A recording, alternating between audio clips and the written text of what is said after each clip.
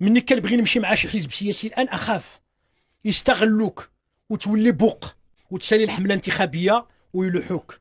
نحن امام نخب سياسيه انتهازيه، بل اغلبهم مصاصي دماء الدوله والشعب. اعطيني واحد في المغرب دخل السياسه وترجع الثروه ديالو. امريكا اللي بناها البرجوازيه الوطنيه الضرائب وكتخدم مع المجتمع. وبرجوازيتنا فين؟ غنجاوب.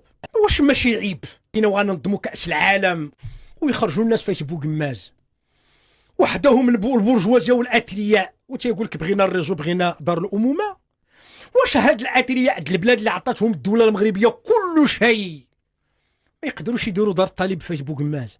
ما الذي يمنع سيدي عزيز خنوش الان؟ الله يزيدو باش سيدي عزيز وكان خدا شويه من فلوسه يبني ثانويات وداخليات ومراكز ثقافيه في المغرب العميق ويسلمهم للدوله. واش ما غنحبوش؟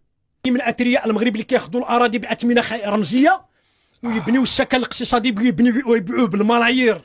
واش هاد الاثرياء تشدوا السياسه والاقتصاد والعقار والفلاحه والضرائب والاسيروس وجميع القطاعات وتجي السياسه وتجيو تاخذوا المناصب وترجعوا وتخلوا الفقراء يزدادون فقرا والدوله تتمحن والملك هز الهم بوحده وانتم كتبرعوه؟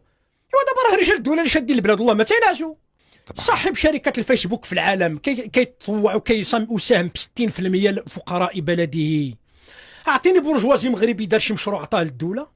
نخلق برجوازيه غير وطنيه بيننا تقتات من التسهيلات الضريبيه ومن اتاحه مناخ الاعمال في خدمتها ومني كتوقع ازمه. عطيني التالي واحد بان دابا في الصوره لصالح الدوله. انت ماشي كانش كاع لحشها الدوله قد هادو. والله القسم رجال الدوله الا تصيدوا والله مساكين ما تينعسوا باش يحميو هاد الرمانه. وواحد مكرفس بحالي تيقول لك الدوله ما دارت والو. وشكون اللي داز بين الدوله وبين هادو وبين الشعب؟ هاد النخبه هادي